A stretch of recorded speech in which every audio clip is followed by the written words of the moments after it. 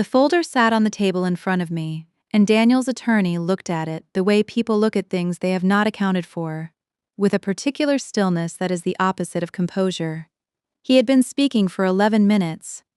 I know because I had been counting. He had used the phrase contributed nothing to this marriage twice, and the phrase parasitic dependency once, and he had gestured toward Daniel with the practiced warmth of a man who has learned that juries and mediators respond to warmth, and he had said twice that I had been living off my husband's income while Daniel was the sole breadwinner of the household. I waited until he finished. I waited another moment after that. Then I opened the folder. "I'd like to share some documentation," I said. "Welcome back to the empty chair, where the women who held everything together while someone else was falling apart finally get to tell what happened when they put the folder on the table. If you have ever been called a burden by the person you carried, this story is for you." Subscribe before we go further, because what was in that folder took me 3 years to compile and 11 minutes to present, and I want you to hear every page of it.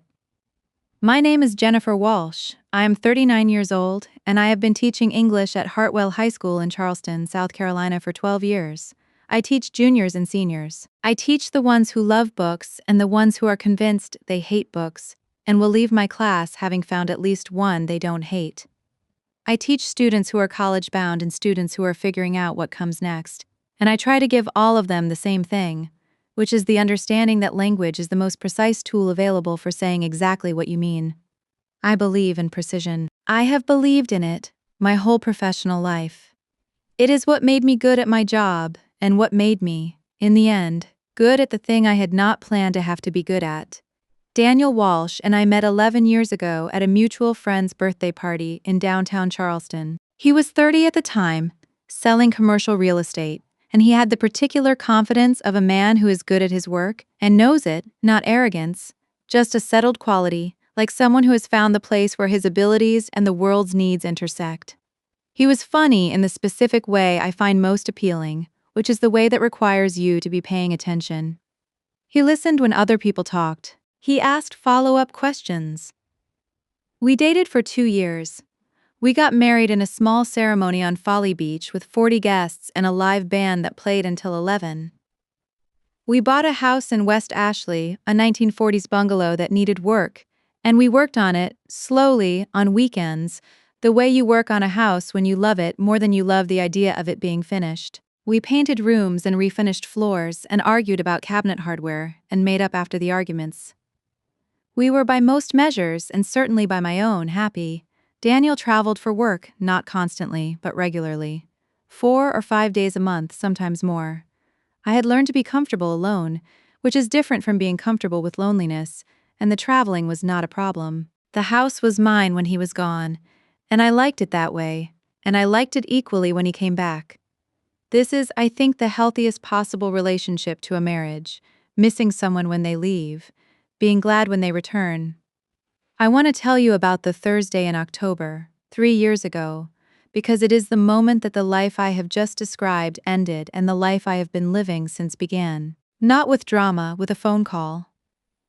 The ordinary delivery system for extraordinary information. I was grading papers at the kitchen table when my phone rang. Unknown number, South Carolina area code.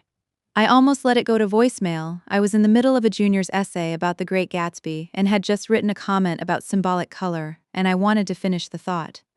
Instead, I answered. A woman identified herself as a nurse at Muesk Medical Center. She said Daniel had been in an accident on I-26.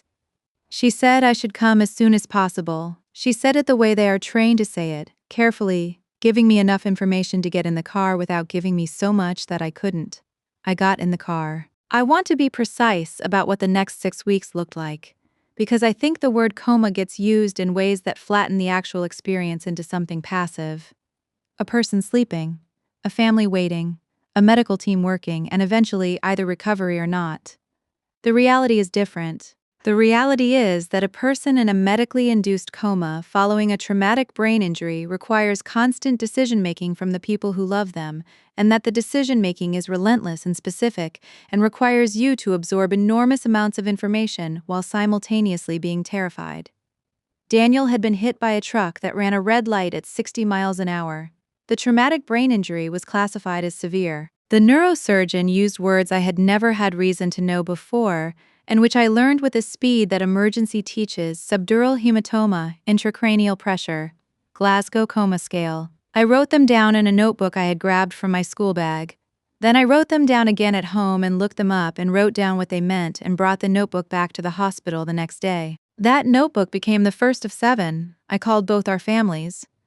I called the school and arranged a substitute. I talked to the insurance company, which required its own education in the specific language of medical coverage and out-of-pocket maximums and pre-authorization requirements. I talked to the neurosurgeon and to the ICU nurses and to the hospital social worker, who helped me understand what the coming weeks would look like and what I would need to prepare for. I prepared. This is what I do when I'm frightened. I prepare. I make lists and I gather information, and I create structures that give me something to do with the fear rather than simply feeling it. The fear was there, underneath everything, but the preparation was also there, and the preparation was useful in ways the fear was not. He woke from the coma on day 43. Not suddenly, gradually, over several days, the consciousness returning in pieces, his eyes focusing and then unfocusing, his responses becoming more consistent and then more purposeful. I was there the morning he said my name. Not clearly, it came out something like Jen and then stopped, like a door opening an inch and then catching, but it was my name. The neurologist said, "That's good. That's very good." I drove home that evening and sat in the driveway for 20 minutes. I did not go inside. I just sat there, in the car, in the dark, and let myself feel the thing I had been not feeling for 6 weeks, because feeling it would have meant stopping, and stopping was not available. Stay with me, because the next 27 months are what I want to tell you about. I want to tell you about the house, because the house is the context for everything, and because I loved it in a way that I think is worth describing before I describe what happened to it. The bungalow was built in 1942, which means it had been through several rounds of owners and several rounds of decisions made by those owners, some good, some not, before we found it. It had original hardwood floors under several layers of carpet, which we discovered by peeling back a corner in the bedroom during our first walkthrough and finding the wood underneath still intact, still worth saving. It had a kitchen that was too small and a back porch that was exactly right, screened with a ceiling fan, looking out onto a yard with 2 large live oaks whose canopy met in the middle and created the kind of shade that makes summer afternoons tolerable in South Carolina. We bought it for somewhat less than we had budgeted, which left room for the work it needed. Daniel was better at the physical work. He had grown up watching his father do repairs around the house and had absorbed the practical knowledge of how things fit together. I was better at the research and the planning, at knowing what needed to be done in what order and finding the specific materials that would do it right, rather than just adequately. Together we were a reasonable renovation team, and we spent 4 years' worth of weekends making the house into what we had seen in it from the beginning. The floors came first. Then the kitchen. We did not move walls, just replaced the cabinets and the countertops and the sink and repainted. And the result was a kitchen that was still too small but felt like it belonged to us. The back porch screens were replaced in year 2. The bathroom in year 3, the cabinet hardware, the argument about cabinet hardware, and then the resolution of it, sometime in between. I tell you about the house because it is the most concrete example I have of what the marriage looked like when it was working.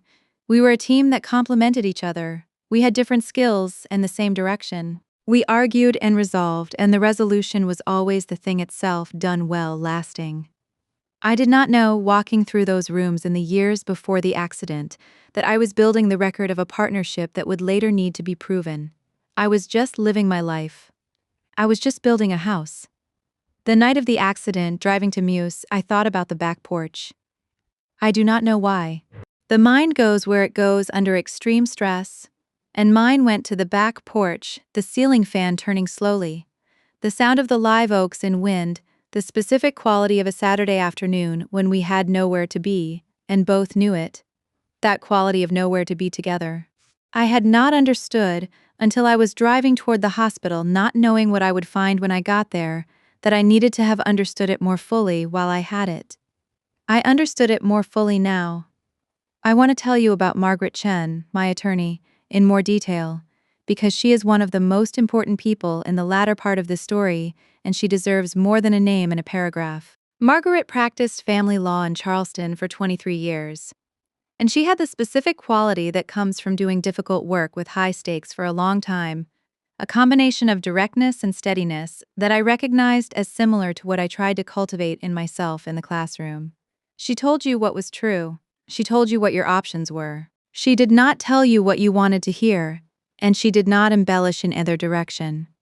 Our first meeting lasted 2 hours. I brought the folder, not in its final form, which I had not yet assembled, but in its working form, the notebooks, the organized receipts, the appeal letters, the therapy attendance records. Margaret went through it methodically, asking questions as she went, and her questions were specific and technical and told me she was already thinking about how the documentation functioned as evidence. At the end of the meeting, she said, "The other side is going to try to characterize the period of Daniel's recovery as a period during which you were supported by his income and his disability benefits. They're going to argue that you were the dependent party," I said.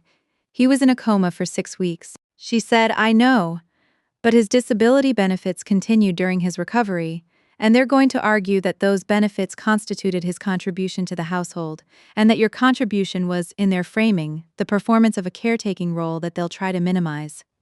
I thought about that. Minimize how? They'll call it what spouses do. They'll say any spouse would have done the same. They'll say it doesn't translate into a financial contribution. I thought about the $84,000 in insurance appeals. "I recovered $84,000 in contested insurance claims," I said. Margaret looked at me. "Walk me through that." I walked her through it. The 3 contested periods, the appeals, the documentation requirements, the letters I had written. She listened without interrupting. When I finished, she said, "You wrote those letters yourself?" I said, "From templates and from the policy language." "Yes." "Did you have any legal training?" "No." "Any medical training?" "No, I looked everything up." She was quiet for a moment. "Jennifer," she said, "the average family law attorney charges $400 to $600 an hour for the kind of work you did on those appeals. You did it yourself, you won all 3, and you documented everything." She looked at the folder. "How many other things in here are like that?" I thought about it. "Most of them," I said. Margaret nodded. She made a note. "We're going to be fine," she said. "I want to tell you what the 14 months of inpatient rehabilitation actually looked like day to day, because I described it in general terms earlier and I want to be more specific. The general terms make it sound manageable. The specific terms are more accurate. I woke at 5:15 every morning. This was not a choice. It was the arithmetic of the day. I needed to be at school by 7:30 for the first period, which meant leaving home by 7, which meant being ready by 6:45, which meant the administrative work of the day, the insurance correspondence, the medical coordination, the bills, had to happen before 7 or after 9 in the evening. Before 7 was more reliable, because after 9 I was frequently too tired to think with the precision the work required. The driving to the facility after school was 40 minutes each way. I usually arrived between 4 and 4:30, depending on whether I had department meetings or parent conferences, and I usually left between 7 and 7:30. On days when there were therapy sessions I was permitted to observe, I arrived earlier and rearranged the tutoring schedule to accommodate. On days when Daniel was having a difficult cognitive day, when the confusion was predominant and he was not fully able to register my presence, I stayed for 2 hours anyway, because the neurologist had said that familiar voices and consistent presence were part of the environmental support the brain needed for recovery, even when the patient was not consciously aware of it. I stayed for 2 hours on those days. I talked to him, read to him, sat in the chair beside the bed and worked on school papers or insurance correspondence. I stayed because it was the right thing to do, and because I was a person who did the right thing, and because it had not yet occurred to me to wonder whether someone would ever look at those 2 hours and decide they did not count. The tutoring happened on weekends, Saturday mornings and Sunday afternoons. I had between 4 and 6 students at a time, depending on the time of year, and the sessions were 2 hours each. The income from tutoring in a good month covered the mortgage. In a slower month it covered half the mortgage, and I used credit for the rest. I tracked this in a spreadsheet: income, expenses, the gap, the credit card balance at the end of each month, because I needed to know at all times where I was financially and because I'm a person who tracks things. The spreadsheet was in the folder. I slept between 6 and 6.5 hours a night for 14 months. I know this because I tracked it in the notebooks, not obsessively, just as a data point, one of many. I tracked it because the neurologist had mentioned that caregiver fatigue was a risk factor for caregiver health, and because I could not afford to get sick. Getting sick was not an option, so I tracked my sleep and tried to manage it and mostly failed to get enough of it and continued anyway. In month 9 of the inpatient period, I got sick. Not seriously. A respiratory infection that lasted 10 days and required antibiotics, and that I managed by not missing any school days because I had already used my sick leave, by asking a neighbor to drive to the facility for 3 of the days when I was contagious, and by being there the other 7 days with a mask and hand sanitizer, and the specific grimness of a person who is doing something that needs doing, regardless of circumstance. The neighbor's name was Patricia. She was 64, retired, had lived next door to us for 6 years. She was the kind of neighbor who brought food when you were sick and did not require the kind of reciprocal social performance that makes accepting help difficult. She brought soup. She drove to the facility. She never mentioned it again. I think about Patricia sometimes. About the invisible infrastructure of people who make impossible things slightly less impossible. She was part of mine. I did not thank her adequately at the time because adequate thanks would have required more energy than I had. And she understood this, which is its own kind of gift. The folder did not contain Patricia, it could not. The folder contained what could be documented, which was most of what I did, and not all of what I was. Not the accident, the recovery. The thing that happened after the dramatic part was over, and the daily part began. Daniel was transferred to an inpatient rehabilitation facility 14 weeks after the accident. The facility was 40 minutes from our house. I visited every day. I want to say that simply and without embellishment, because it is a simple fact. I visited every day for the 14 months he was there. Every single day with the exception of 4 days when I had strep throat, and the medical team asked me not to come to protect him from infection. Those 4 days I called twice. The visits were not passive. In the early months, he did not always know I was there.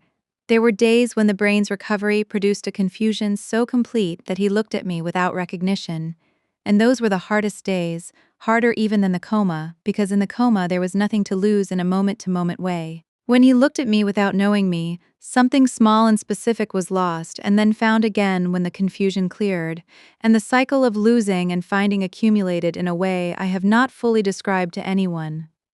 I attended every therapy session I was permitted to attend. Physical therapy, occupational therapy, speech therapy, cognitive rehabilitation. I took notes. The notebook system continued. I was on notebook 4 by the time he left the inpatient facility. Each notebook was dated on the spine, organized by week, with tabs for medical appointments, therapy progress, insurance correspondence, and questions for the care team. I asked questions at every appointment. The therapists knew me by name and knew the notebooks, and one of them told me, in month 7, that I was the most informed family member she had worked with in 18 years of rehabilitation medicine. I did not take this as a compliment at the time. I took it as information. This is unusual, which means other people do not do this, which means Daniel's recovery is dependent on the fact that I do. The insurance company required its own parallel campaign. The coverage for inpatient rehabilitation was contested 3 times over the 14 months. Each contest required an appeal, and each appeal required documentation, letters from the treating physicians, progress notes, evidence of medical necessity, arguments about the specific language of the policy. I wrote most of the appeal letters myself, working from templates and from the documentation in my notebooks, and I won all 3 appeals. The total amount recovered through those appeals was $84,000. I want you to hold that number. I will come back to it. During the 14 months of inpatient rehabilitation, I also worked. I want to be very clear about this because Daniel's attorney seemed unclear about it. I taught full-time throughout the entire period. Full-time means 5 classes a day, approximately 150 students, plus department meetings, parent conferences, IEP meetings, and all the administrative work that a full-time teaching position at a public high school requires. I did this because our mortgage did not pause for the accident, and our utilities did not pause, and the out-of-pocket medical costs did not pause, and Daniel's income had stopped the day of the accident. In month 4, I took a second job: weekend tutoring, SAT prep, and essay coaching for high school juniors. I found clients through word of mouth, charged a reasonable rate, and worked 8 to 10 hours every weekend for 19 months. I kept records of this income because I'm a person who keeps records, and those records were in the folder on the table in the mediation room. I'm going to tell you about the folder in detail, because the folder is the end of the story, and you need to understand what went into it to understand what it meant when I put it on the table. The folder contained, in order, the 7 notebooks of medical documentation, tabbed and indexed, the 3 insurance appeal letters and their outcomes with the dollar amounts recovered, 19 months of tutoring income records, the mortgage payment history for the period of Daniel's recovery, showing 33 consecutive on-time payments made from my income alone, the credit card statements showing medical expenses paid on credit during the periods when cash flow was insufficient, the correspondence with Daniel's employer regarding short-term and long-term disability benefits, which I had navigated and which had taken 4 months to begin paying out, the physical therapy attendance records, which I had requested from the facility, showing my presence at 261 out of 272 sessions over 14 months, the gas receipts for the 40-minute drive to the facility, which I had kept because I kept everything, which added up to a number I had not totaled until I was building the folder, and which was, when I totaled it, $11,000. The folder was 340 pages. Daniel's attorney had not seen the folder before I opened it. This was not an accident. Let me tell you how we got from the inpatient facility to a mediation table, because the route matters and it does not follow the line you might expect. Daniel came home in month 15. His recovery was remarkable by any clinical measure. The severity of the initial injury made the extent of his eventual functioning genuinely unusual, and the rehab team said so explicitly. He came home with deficits that required continued outpatient therapy and some ongoing accommodations, but he came home. He walked into our bungalow on his own 2 feet and stood in the kitchen and looked around, and I stood beside him and said nothing, because there was nothing to say that would have been adequate. The first months at home were the most complicated of the entire period, in some ways. The inpatient facility had structure, scheduled meals and therapies and rest periods, a built-in architecture to the days. At home there was no architecture except what we created, and creating it required constant attention. I managed the outpatient therapy schedule, coordinated with the insurance company for coverage of ongoing sessions, monitored the medications, watched for the cognitive fatigue that the neurologist had warned us would be a feature of recovery for months to come. Daniel worked hard. I want to say this clearly and without qualification. He worked harder than I would have believed possible in those months to come back to himself. He was frustrated by the deficits, by the word-finding difficulties that improved slowly, by the fatigue that was unpredictable and absolute, by the gap between who he had been and who he was in any given moment. He pushed through the frustration with a consistency that I watched and respected, and that cost him something I understood was significant. I also watched something else. I watched the frustration turn, gradually, toward me. Not dramatically, not in a way that was easy to name or that I was sure about for a long time, but there was a shift, somewhere in month 8 of being home, month 23 of the total, in how he spoke to me, a shortness that had not been there before. A particular quality of dismissal when I suggested something. A tendency to describe his own recovery as though it had happened in isolation, as though the support structure I had built around it had been invisible. I told myself this was normal. The neurologist had warned that personality changes were possible after traumatic brain injury, that irritability and emotional dysregulation were common, that the recovery of the brain was not the recovery of the whole person, and that the whole person recovery took longer and was more variable. I told myself I was seeing the sequelae of injury, not the emergence of character. I was partly right, and partly I was telling myself what I needed to believe, because the alternative was not something I could absorb and continue functioning. Month 28, A Sunday evening in January, Daniel sat down across from me at the kitchen table, the same table where I had been grading papers the night the nurse called and said, "I need to talk to you." His voice was the voice he used when he had prepared something. Measured, ready. He said he had been doing a lot of thinking during his recovery about what he wanted from his life going forward. He said the experience of the accident and the recovery had changed him in ways he was still understanding. He said he had met someone not recently, a few months ago, someone he had encountered at his outpatient therapy practice who worked in administrative support. He said he knew this was painful, and he was sorry and he wanted to handle things fairly. He said he thought we had grown in different directions. I sat across from him at the kitchen table, and I listened to all of this. I had been on one side of that table for 28 months, the side that organized and documented and drove 40 minutes each way, and wrote 340 pages and paid the mortgage 33 times. He sat on the other side. I said it very quietly.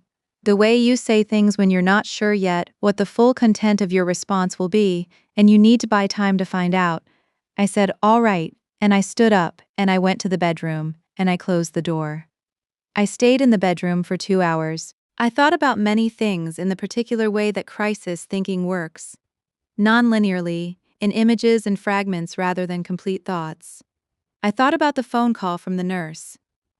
I thought about 43 days of coma. I thought about Notebook 1. I thought about the 3 appeals and $84,000. I thought about 261 out of 272 sessions. I thought about the word parasite and turned it over in my head and thought, no, I am not that. Whatever I am not that. Then I thought about the folder. I had not built the folder as a weapon. I had built it as documentation because documentation was how I process things, and because the rehabilitation medicine coordinator had recommended keeping thorough records for insurance purposes, and because I'm the kind of person who, given a reason to keep records, keeps comprehensive ones. The folder existed because I could not have existed in those 28 months without the structure that systematic record-keeping gave me. But sitting in the bedroom with the door closed, I understood that the folder was something else now too. It was an account. It was a record not just of what had happened, but of who had been present for it and what that presence had cost. It was the answer to the question, what did you contribute to this marriage, assembled page by page over 3 years without knowing the question was coming. My attorney's name was Margaret Chen. I found her through a colleague at school whose sister had used her in a difficult divorce proceeding. Margaret was 52, had practiced family law for 23 years, and had the quality I respect most in a professional, which is the ability to tell you a hard truth without making it harder than it needs to be. I brought the folder to our first meeting. She read through it over 2 days and called me back. She said, "Jennifer, do you know what this is?" I said, "Documentation." She said, "This is a case. This is a very solid case." She said, "How long did it take you to compile this?" I said, 28 months. She was quiet for a moment. Then she said, "It shows. We went to mediation rather than litigation because Margaret thought mediation gave me better control of the outcome and because I did not want to spend the next 2 years in court." Daniel's attorney, the one who would later describe me as having contributed nothing, came in with a settlement proposal that assumed I had been financially dependent on Daniel's income throughout the marriage, and that the equitable division of assets would reflect this dependency. Margaret let him finish, then she nodded at me. I opened the folder. I read from it for 22 minutes. Not all of it. I had prepared a summary, organized chronologically, hitting the specific figures that were most relevant to the attorney's claims, the mortgage payments, the tutoring income, the insurance appeals, and the dollars recovered. The therapy attendance record, the total medical correspondence, which ran to over 100 communications with 8 different parties. I read it quietly, in my teacher's voice, the voice I use when I'm presenting something I want the class to understand and retain, clear and measured and not inflected with anything other than the information itself. The information was the argument. I did not need to make the argument louder than the information.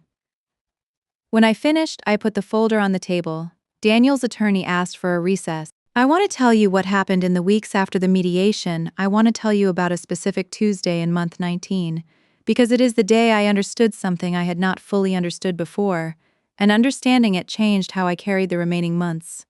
It was a Tuesday in February. I had come to the facility after school and Daniel was in occupational therapy, working on fine motor tasks, the specific rehabilitation of the neural pathways that coordinate hand movements, which had been significantly affected by the injury.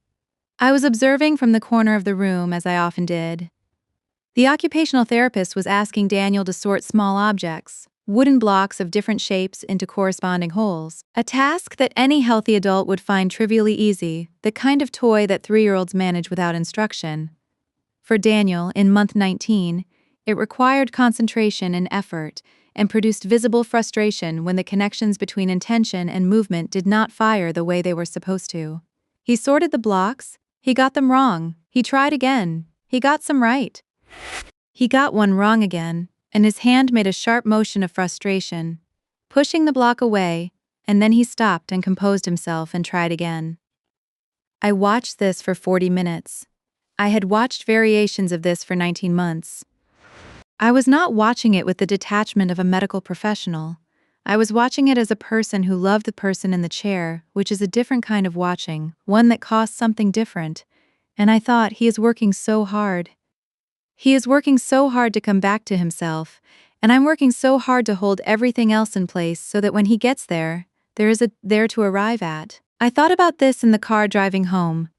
I thought about the parallel nature of what we were each doing, both of us rebuilding, both of us working, both of us toward the same goal from entirely different positions.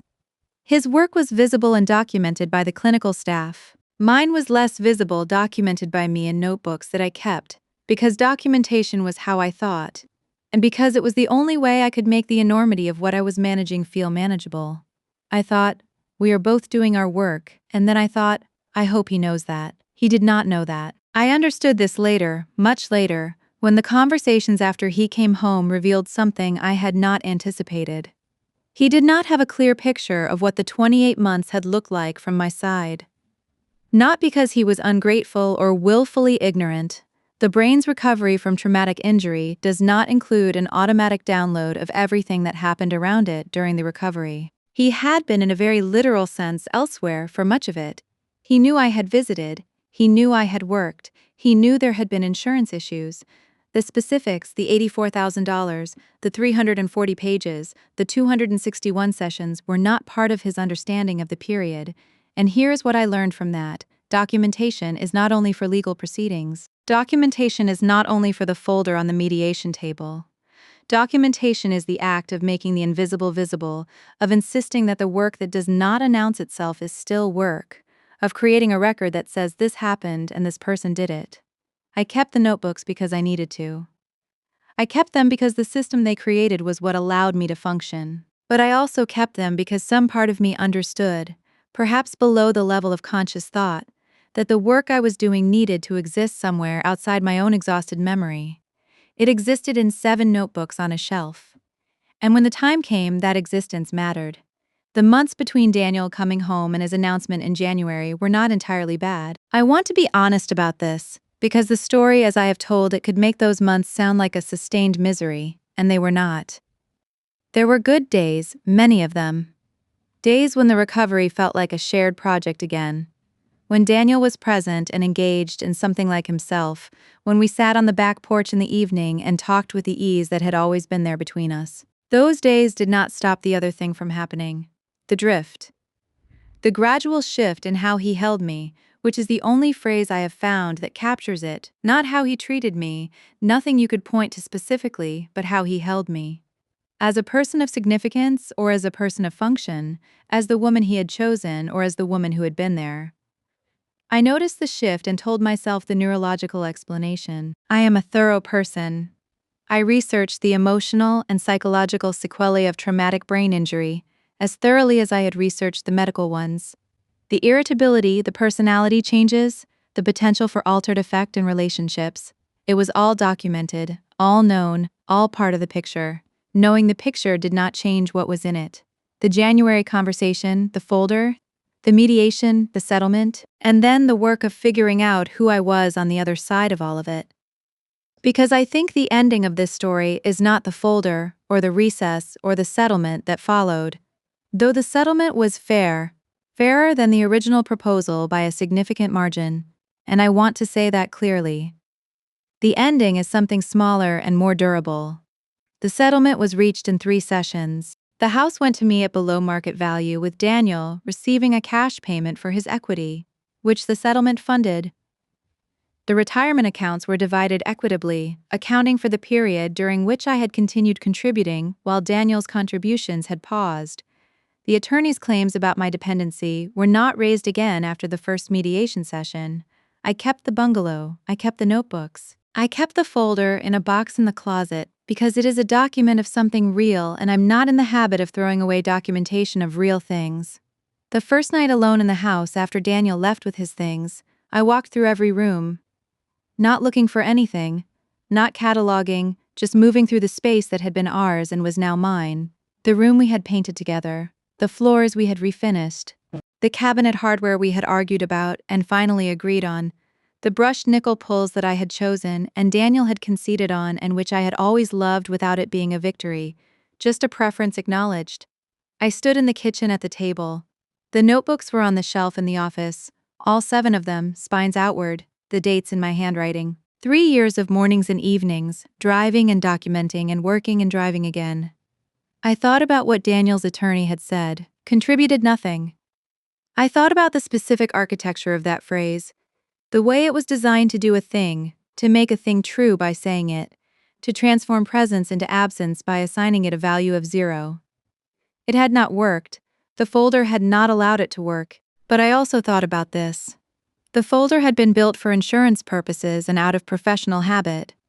I had not built it to fight for myself. I had built it to take care of Daniel. And what that meant, sitting at the kitchen table in the house that was now mine, was that the thing that was supposed to be used against me was made entirely of evidence of care. I thought about that for a long time. I am still teaching at Hartwell High. My juniors are currently working on personal essays, the college application kind, where they are asked to describe an experience that shaped them. I tell them every year, write about something that changed how you understood yourself. Not the thing that happened, what you learned about who you are from how you moved through it. This fall I said it, and then I thought about the folder. About 7 notebooks and 340 pages and 3 years of evidence of presence. About the specific kind of person who builds something like that. Not out of calculation, not for a future courtroom, but because it is the only way she knows how to love something. By paying attention, by keeping records, by showing up 261 times out of 272. I know who I am from how I moved through it. The bungalow needs work again. It always does. I refinished the back porch this summer, alone over 3 weekends, and I got the stain slightly wrong on one section, and it is visible if you know to look and invisible if you don't. I know to look. It doesn't bother me. The notebooks are still on the shelf. I do not look at them often, but they are there, and I know what they contain. And that knowledge is its own kind of foundation. Not the past that ended badly, but the record of what I was capable of when it mattered most. That record belongs to me. It cannot be revised. It cannot be dismissed. It sits in 7 notebooks on a shelf in the house I kept, and it says, without embellishment or argument, she was there. She was there. I want to tell you about the specific experience of being a caregiver who is also a teacher, because I think the 2 things shaped each other in ways that matter to this story. Teaching requires you to hold the reality of many different people simultaneously. You walk into a room of 30 students, and each of them is carrying something. A difficult morning, a difficult year, a difficult life, and your job is not to know all of it, but to be present to it, to create a space in which each person can do the work they came to do. This requires a particular quality of attention that is both broad and specific. You are watching the room and you're watching the individual, and you are adjusting constantly, the way a musician adjusts to the acoustics of a specific hall. This quality of attention, broad and specific, constant, adjusting, is also exactly what caring for a person in rehabilitation requires. You are watching for progress and for setback, for the good days and the hard ones. For the signs that tell you today is not a day to push, and the signs that tell you today he can go further. You are reading a person the way you read a room, with the same attentiveness, the same willingness to adjust what you had planned based on what you find when you arrive. I was already good at this when the accident happened. Teaching had made me good at it. And in some way I understood but could not have articulated then. The 14 months of rehabilitation made me better at teaching. I came back to my classroom after each day at the facility with the specific humility of a person who has just watched someone do extraordinarily hard work. The work of relearning, of building new pathways around damaged ones, of insisting on recovery when recovery is not guaranteed. Beside that, the struggles of teenagers with essays seemed manageable. Not small, just manageable. I think about this sometimes, how the things that are hardest make us better at the things we love. Not always. Not automatically. But sometimes when the hard thing requires the same skills as the thing we love, and we bring those skills to bear, and the bearing of them builds them. I am a better teacher for the 14 months. I am more patient and more specific and more attuned to the difference between a student who is struggling because the work is beyond them and a student who is struggling because they have not yet found the path through it.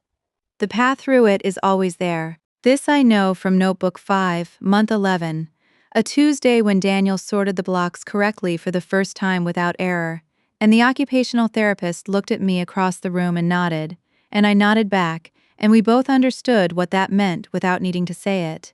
The path through is always there. You keep working until you find it. I also want to tell you about the insurance appeals in more detail, because they are the most concrete evidence of what the folder contained, and because I think most people do not know that this kind of work exists, or that it is something a person without legal training can do. When an insurance company denies a claim or a period of coverage, they are required to provide a reason for the denial, stated in the specific language of the policy. The reason they provide is the frame within which the appeal must be argued. This means that an effective appeal requires two things: understanding the policy language precisely enough to identify where the denial misapplies it, and assembling the documentation that shows the misapplication.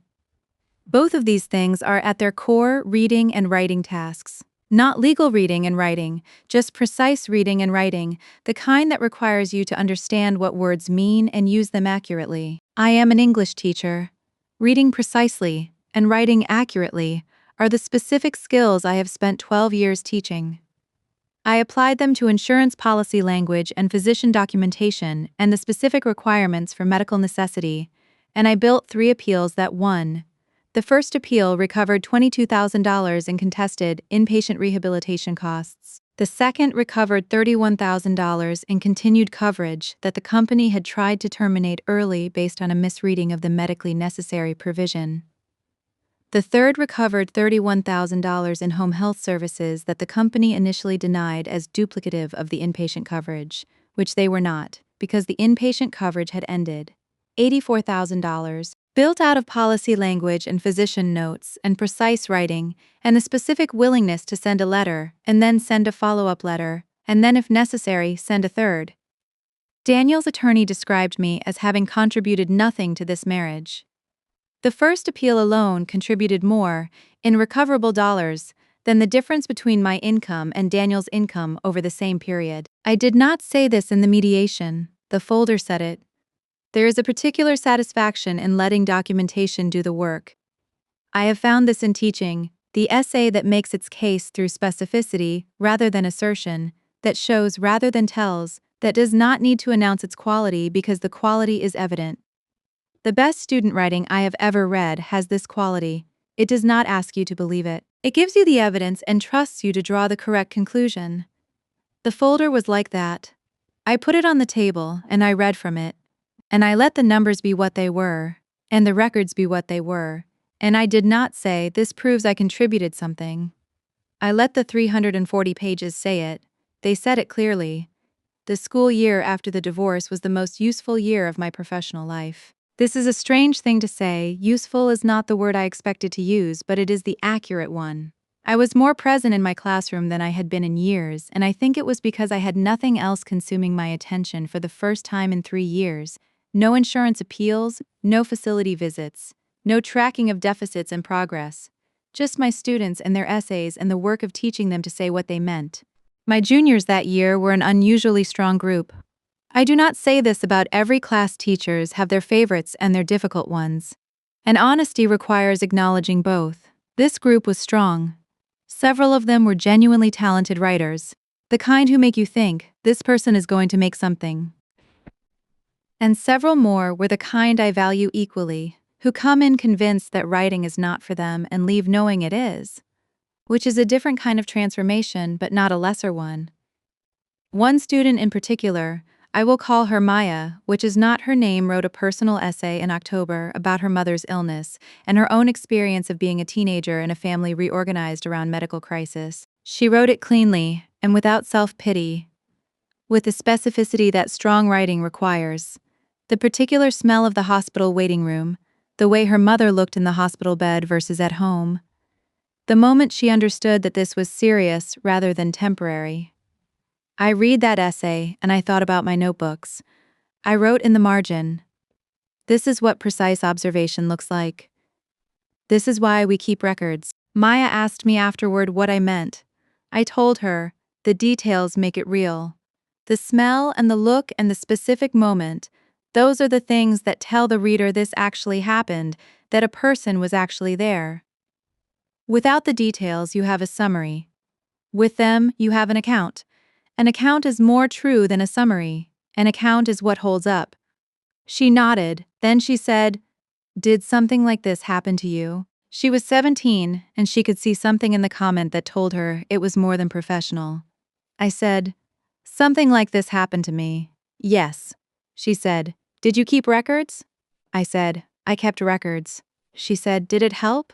I thought about 7 notebooks on a shelf and 340 pages on a table, and $84,000 recovered, and a settlement that was fair. I thought about what Margaret had said. This is a case. I thought about the attorney's face when I opened the folder. "Yes," I said, "it helped." I want to say one more thing, which is about the word contributed, because I have been thinking about it since the mediation and I think it is worth examining precisely, the way I try to teach my students to examine words precisely. Contributed in legal and financial contexts means something specific, a quantifiable input to a shared enterprise. Money assets, documented labor. This is the frame within which Daniel's attorney used the word, and within which the mediation functioned, and within which the folder was relevant, but contributed in the larger sense, the sense that matters to the people who were living the life, rather than litigating it, is something different. To contribute is to be present, to add something to the thing you're part of, to make the thing more than it would have been without you. By that definition, the contribution is the 40-minute drives and the 261 sessions and the soup I did not have time to bring, because Patricia brought it instead. The contribution is the presence that held the shape of a life together, while the person who shared that life was rebuilding the capacity to participate in it. The contribution is not a number, though the numbers help when the word has been weaponized. The contribution is what you did, recorded in whatever form you could manage, and left as evidence on the shelf. I kept the notebooks. I will keep them.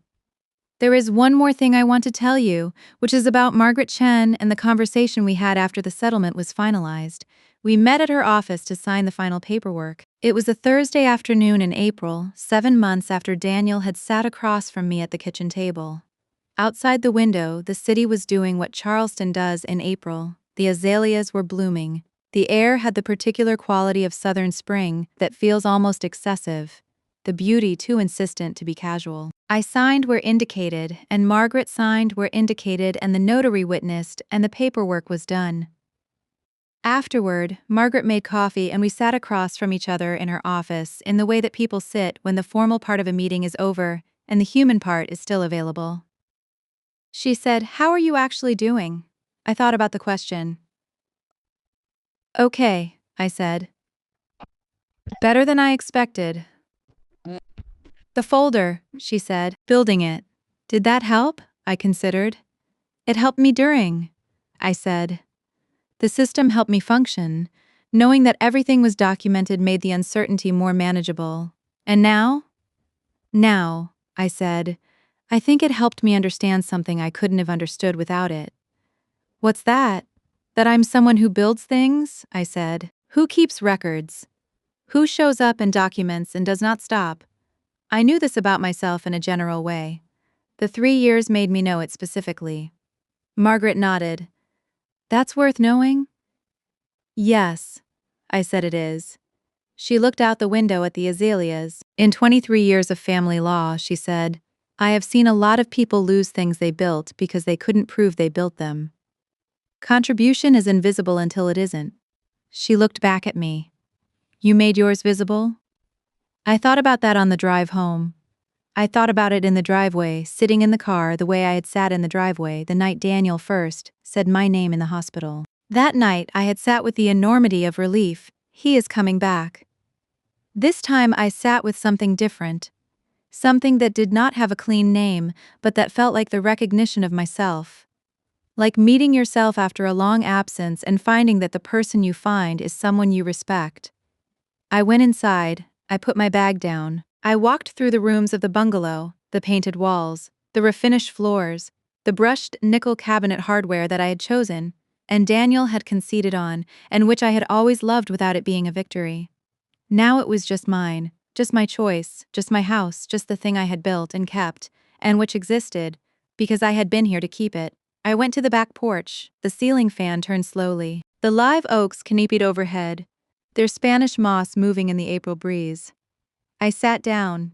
The evening came in the way evenings come in Charleston in spring, gradually, the light thickening, and then softening and then going golden before it goes.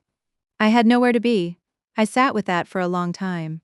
I have thought about what it means to build a record of something, not just in legal terms, in the larger sense. The way we document a life, the way we prove to ourselves and to whatever future arrives that we were here, that we did something, that our presence had weight. Most of what we do disappears. Meals cooked and eaten, conversations held and ended. The 40-minute drive to the rehabilitation facility, made 140 times in 14 months, each one an act that mattered in the moment and left no mark on the world except in the notebook, where I recorded the date and the session and the observations from the day. Those drives are gone, but the notebook remains, and the notebook is the evidence that the drives happened, that each one was chosen, that the choosing of them was not passive but deliberate, made each morning when I could have chosen otherwise. I think about this when I ask my students to write. I tell them, writing is the act of making something that exists. Before you write it, it is only in your head, and the things that are only in your head are available only to you and only for as long as you can hold them. When you write it down, it becomes real in a different way. It joins the things that can be pointed to, the things that can be read by someone who was not there. The notebooks are the things that can be pointed to. 340 pages of what was not supposed to exist. Patricia, my neighbor, called me in the spring after the settlement. She had heard, through the neighborhood network that operates in every residential block, that Daniel had moved out and things had changed. She called to ask if I was all right. I said I was. She said, "Good. You were always the one holding things together over there." I said, "I know." She said, "I'm glad you kept the house." I said, "Me too." She brought soup. She did not explain why, she just brought it and left it on the porch, and I found it when I came home from school, and I heated it up and ate it at the kitchen table with a book open in front of me, and it was a good evening. Simple and quiet and completely mine.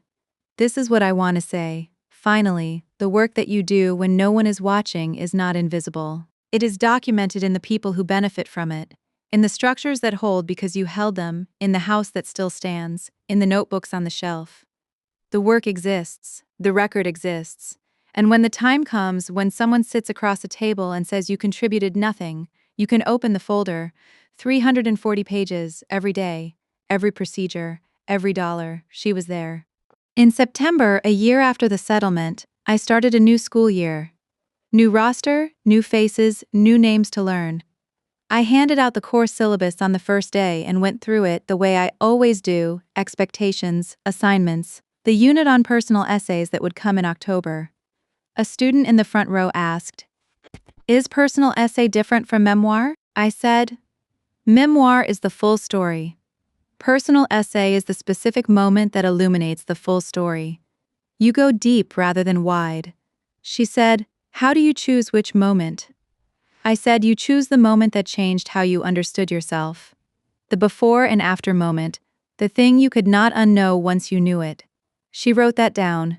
I watched her write it and thought, That is what I would write about. The folder on the table, the 11 minutes, and then the 22. The attorney's face when I opened it. The moment I understood that 3 years of keeping records had made me someone who could put 340 pages on a table and say, "Here. This is what I did. This is what presence looks like when it is documented." I did not write the essay. But I thought about it for the rest of the day, in my classroom during planning period, in the car driving home, in the kitchen making dinner in the house. I had kept with the brushed nickel hardware I had chosen. I thought about what I would write if I were writing it. The moment, the before and after.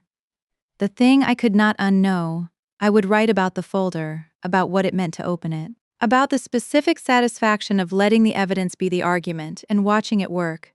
But I would also write about the notebooks themselves, the act of keeping them, the daily decision to document, the way the system created a structure that made the impossible feel like a sequence of manageable tasks.